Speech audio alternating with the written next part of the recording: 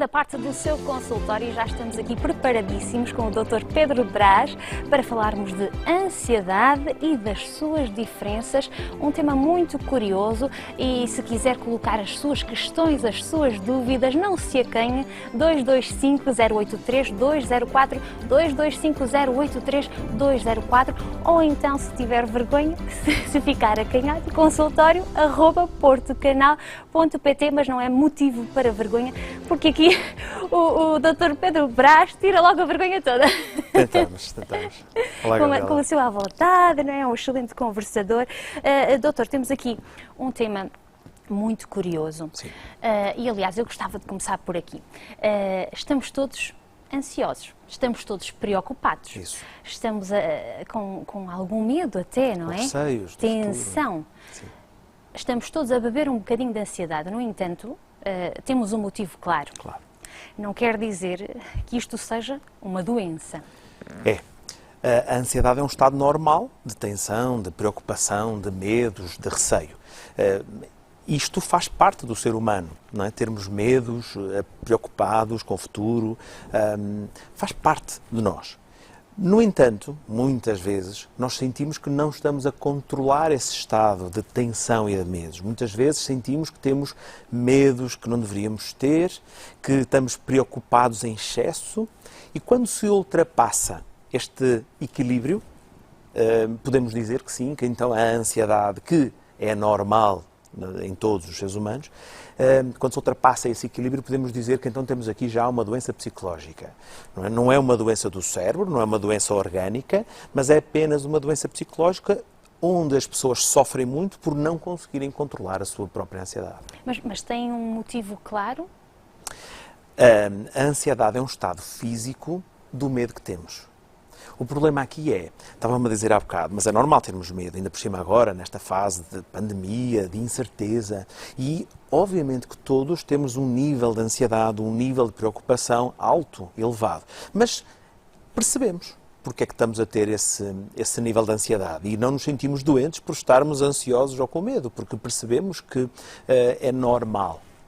Mas, às vezes, os nossos medos são tão elevados que nos causam, de facto, prejuízo físico e psicológico.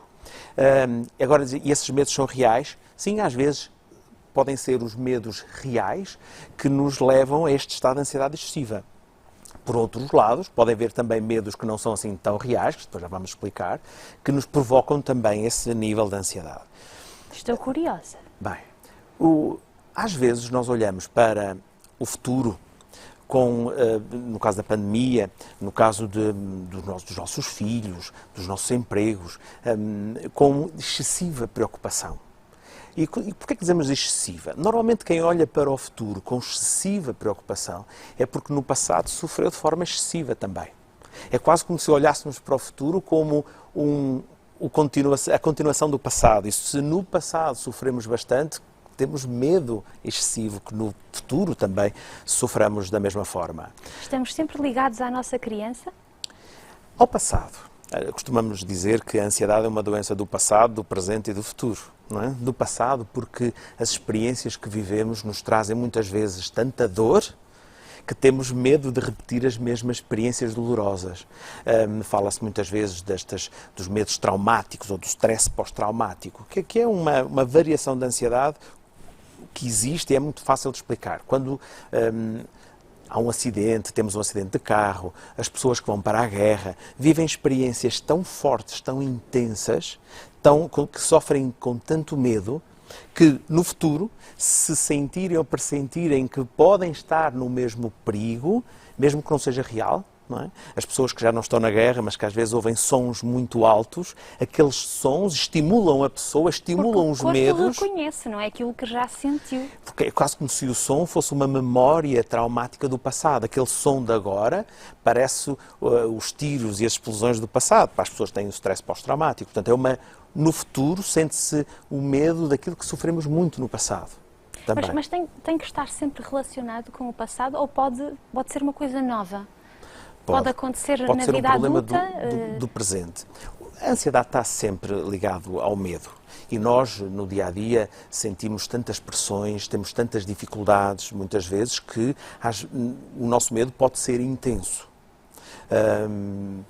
As dificuldades, por exemplo, agora da pandemia, criou os estados de ansiedade muito elevados, porque as pessoas, na ausência de melhor conhecimento, no início da pandemia, agora já estamos melhor, todos tínhamos um medo grave de sermos contagiados, de podermos morrer, porque hoje também o temos, mas já temos mais conhecimento, já estamos mais tranquilos, mas no início... A ansiedade de estar informado, por exemplo, que depois acabou... Por exemplo, nós todos começamos todos a ficar exaustos. Isso, e o medo do desconhecido também nos provoca esta excessiva ansiedade. Portanto, a ansiedade é um estado que sentimos quando temos medo. Mas é importante perceber isso. A ansiedade é um estado físico. Quando nós dizemos assim, estou a sentir ansiedade, quer dizer que o meu corpo está num estado com muita energia. Ou seja, o coração bate mais rápido, a minha respiração é mais ofegante, sinto tensão no meu corpo. A ansiedade sente-se no corpo. E esta ansiedade, para que é que serve? Por que é que nós sentimos isto no nosso corpo? Porque a ansiedade é o que sentimos no corpo quando temos medo. O medo é a percepção de que algo me vai agredir. Cada vez que eu penso que alguma coisa me vai fazer mal, que me vai agredir, eu fico com medo disso. E sempre que eu tenho medo disso, gera-se em mim um estado de ansiedade. E podemos perguntar, mas porquê isto? Porquê? Porque nós somos animais também. E quando sentimos que algo nos vai atacar, nós temos que fugir. Ou atacar também. Então, para que a gente consiga fugir ou atacar, o nosso corpo precisa ficar com muita energia. Muita facilidade em pensarmos, muita agilidade mental, muito focado no perigo e isso é que é a ansiedade. Mas acredito que existe a ansiedade boa, positiva. É a ansiedade que nos ajuda. Não é? A ansiedade que nos ajuda a ultrapassar os perigos é boa. Não é? Às vezes eu sinto ansiedade quando estou com medo de falhar no exame amanhã. Só que essa ansiedade dá-me energia para eu nem ter sono, para estudar melhor, para estar mais focado, com medo em falhar, vou estar mais focado no que tenho que fazer. Para ter um bom desempenho. Para ter um bom desempenho, é verdade. Por exemplo, o doutor, nesse lado, está ansioso ou não está? Já está sempre? Em tudo o que fazemos, sentimos porque sempre... aparenta uma tranquilidade gigantesca. Mas é um treino. Mas há aquele 5, 4, 3, 2, 1, o coração dispara um bocadinho. Claro, porque nós, com o treino, começamos a ganhar confiança e o nosso medo vai diminuindo. Mas, de qualquer maneira, todos nós temos medo no nosso desempenho. Eu agora estou aqui a falar consigo, com muito gosto, mas eu tenho sempre algum receio de não conseguir passar a mensagem da melhor forma, eu tenho sempre algum receio de estar com o casaco meio torto e com isso parecer mal. Eu tenho o mesmo receio. Todos nós temos. E estes receios geram em nós uma preocupação excessiva. Antes de entrarmos no ar, eu estava com alguma preocupação, aqui a pôr o lencinho direitinho, a perceber se os corinhos estavam... E eu também estava aqui. Todos. Mas é normal, as pessoas não vêm lá em casa, mas a nossa preocupação, o nosso receio de passar uma má imagem, de não comunicarmos bem, faz-nos sentir esta tensão, esta preocupação. Mas, como disse há bocado, Gabriela, essa preocupação é positiva. Porque se eu não estivesse muito preocupado com isso, provavelmente ia descurar alguns pormenores. Nem estaria motivado. Não estaríamos motivados, íamos descurar alguns pormenores que depois não me iria ser muito benéfico. Mas, doutor, se isto fosse excessivo, imaginemos, estávamos aqui, não tínhamos era uma coisa que nem sequer nos ia permitir desfrutar de uma conversa. Excelente exemplo. O que eu estou a dizer é que, de facto, eu estou um bocadinho ansioso, a Gabriela também, mas é uma ansiedade que nos ajuda a termos um bom desempenho. Mas, se o nosso medo fosse muito intenso, o nosso estado era tão intenso também de ansiedade, que provavelmente começaríamos a ficar com a boca muito seca, começávamos a tremer um pouco, estávamos inquietos, e nesse caso poderíamos dizer que a ansiedade já nos estava a perturbar o desempenho, a perturbar o nosso bem-estar. E é aí que ultrapassa aquele limite, é aí que pode virar doença. Isso. E quando eu não consigo gerir esta ansiedade de uma forma continuada. Não é uma doença eu hoje, por exemplo, estar muito ansioso por estar a dar esta entrevista. Não é uma doença, é apenas um momento em que eu estou desconfortável a fazer um determinado desempenho, tenho medo excessivo que me provoca uma ansiedade excessiva, que me dá mal-estar. Não é uma doença. É apenas uma reação, uma experiência que não me está a correr muito bem. Mas, se eu sentir que todas as vezes que tenho que conversar com qualquer pessoa, se todas as vezes que tenho que estar perante o meu chefe e começo a tremer, começo a gaguejar, no dia anterior nem consigo dormir bem porque vou ter uma reunião, e que isso seja permanente, que seja sempre, as pessoas devem considerar que esse estado de preocupação que têm, o estado de medo e de ansiedade que sofrem, sendo constante, já é uma doença. Mas não é uma doença como as outras. Quando falamos em uma doença, quer dizer que temos falta de bem-estar. Doutor, agora estou-me a lembrar, porque Sim. na primeira parte estivemos com a doutora Alexandra a falar de isolamento social. Esse estado permanente, que não sendo propriamente uma doença, mas... É uma doença psicológica, não é propriamente uma doença física. Exatamente. Não é do cérebro, não é um problema do pode cérebro. levar ao isolamento. Há muitas perturbações. Há bocado como estava a falar, que a ansiedade e os seus várias dimensões, a ansiedade sendo a responsabilidade da ansiedade sendo o medo, nós podemos ter medo de várias coisas. Se nós tivermos medo do contacto social, isso podemos chamar da fobia social ou a timidez, começamos a isolar bastante. E um dos motivos do isolamento social é o não termos medo do contacto com os outros. E porquê é que isso pode acontecer? Porquê é que um ser humano pode ter medo de estar em contacto com os outros? Por várias razões, mas as principais é medo da avaliação. Medo que os outros estejam a olhar para nós, estejam a pensar que nós somos menos inteligentes que eles, que estejam a gozar connosco. E veja só, há bocado estava a falar do futuro e do passado. Porquê que as pessoas podem ser tímidas?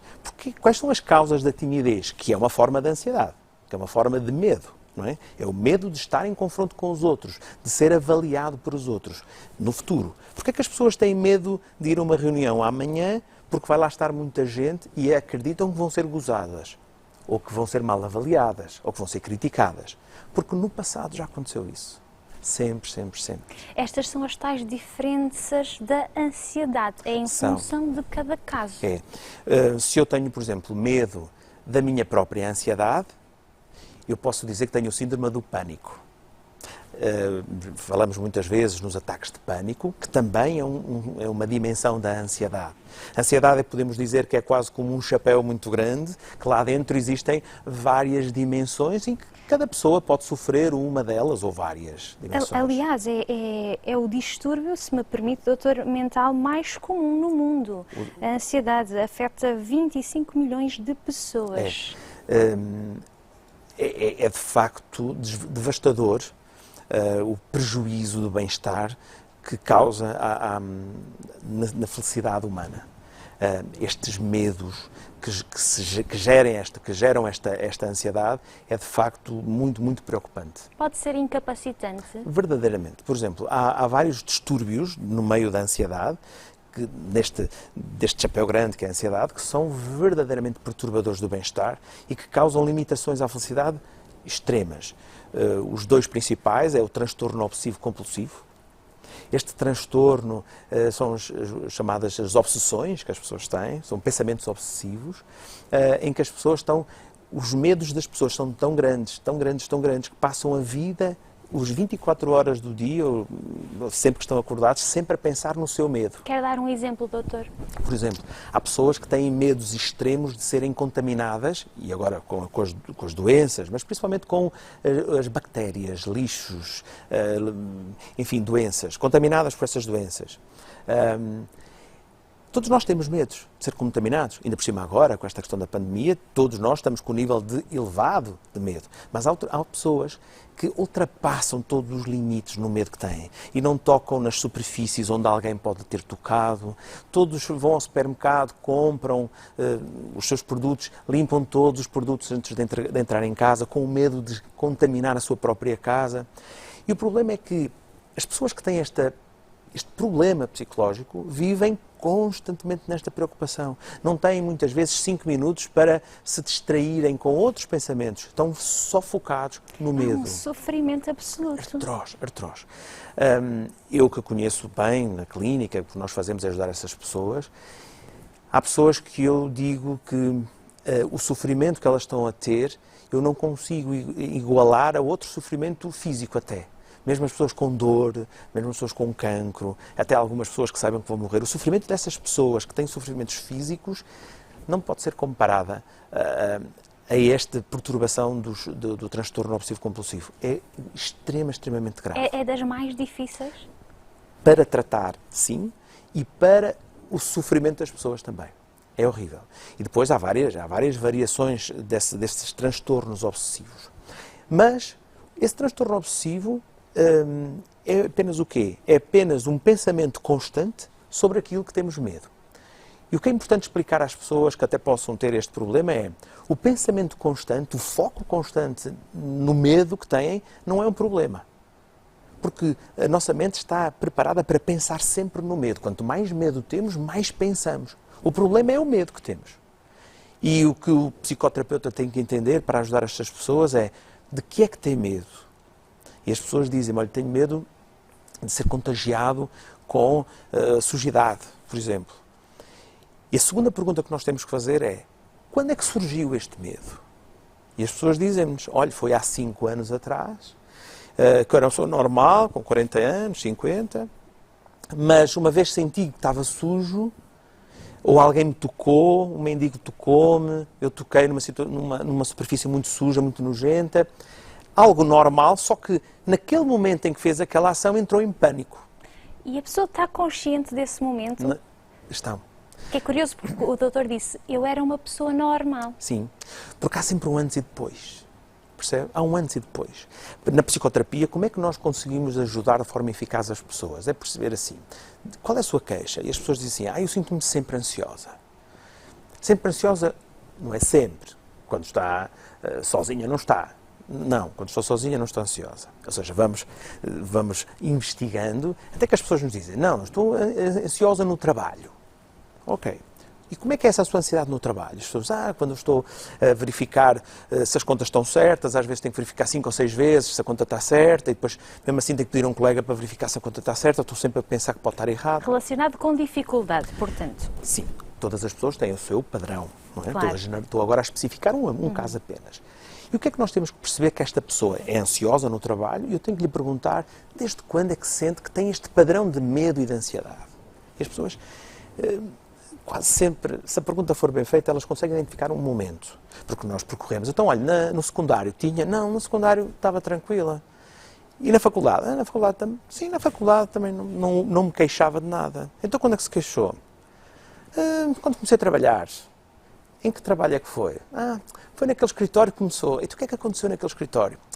Sabe, eu tinha um chefe, por exemplo, estou a inventar agora uma história, mas provável. Eu tinha um chefe que me martirizava bastante, que me pressionava bastante, e eu entrei num esgotamento só com esta pressão, com medo em errar, porque ele pressionava muito, eu entrei ali num bloqueio emocional por causa disso. E a partir de agora, a partir daquele momento em específico, a pessoa desenvolveu este quadro de medo intenso que não consegue gerir. E em todo o nosso problema psicológico, a base é sempre esta. Há sempre um antes e um depois. E o que nós temos que perceber para entender a pessoa é onde é que estava ao meio disso. O tratamento é desde esse início? Quando nós percebemos que esta pessoa tem este medo extremo, tem um nível de ansiedade extremo, por causa de um evento lá atrás, um evento em que ele sofreu muito, em que entrou até em pânico muitas vezes, em que sofreu muita pressão, o que nós percebemos é que esta pessoa está traumatizada. Ali, naquele evento, e atenção, todas as pessoas, eu, a Gabriela, um arrumador de carros, um deputado, pode ter estes problemas psicológicos todos. Afeta toda a gente. Toda a gente pode ter qualquer dificuldade do seio da saúde mental. Basta em alguns momentos da nossa vida nós não conseguirmos controlar bem. Então o que é que a psicoterapia faz? Tenta perceber um antes e o depois, para perceber o exato momento em que aconteceu, tenta perceber o fenómeno psicológico que aconteceu, o trauma que gerou à pessoa aquela experiência e depois, com a psicoterapia é um tratamento que ajuda as pessoas a desbloquearem as emoções que estão agarradas às suas memórias. E então a psicoterapia o que vai fazer é ajudar as pessoas a recordar aquele momento traumático que ainda dói, que ainda as faz sentir ansiedade e ajudá-las a desligar-se daquele medo, a desligar-se daquela pressão psicológica. E a partir daí as pessoas... E como é que ajuda? Olha, sabe, não sei se podemos entrar nessa podemos. parte. Nem sempre é fácil. Porquê? Porque quando nós estamos aqui a explicar, a especificar casos, temos que perceber que cada pessoa tem os seus problemas. Portanto, vamos explicando o processo, mas claro, há uma panóplia de problemas que têm as suas diferenças na abordagem clínica. Pronto, mas... É através da conversa? Não. A conversa apenas é para nós conseguirmos perceber a pessoa. Inicial. Mas a psicoterapia, diferente da psicologia, a psicologia e os psicólogos ajudam as pessoas, acompanhando as pessoas na sua melhoria ou ultrapassar as dificuldades que sentem. A psicoterapia é muito mais cirúrgico. A psicoterapia intervém na representação mental que as pessoas têm do facto. Eu vou-lhe dar um exemplo mais simples para nós compreendermos. E as pessoas podem fazer lá em casa este exercício. Eu posso dizer que ninguém tem medo de aranhas. Pelo menos as aranhazinhas em Portugal. Ninguém tem medo, eu tenho.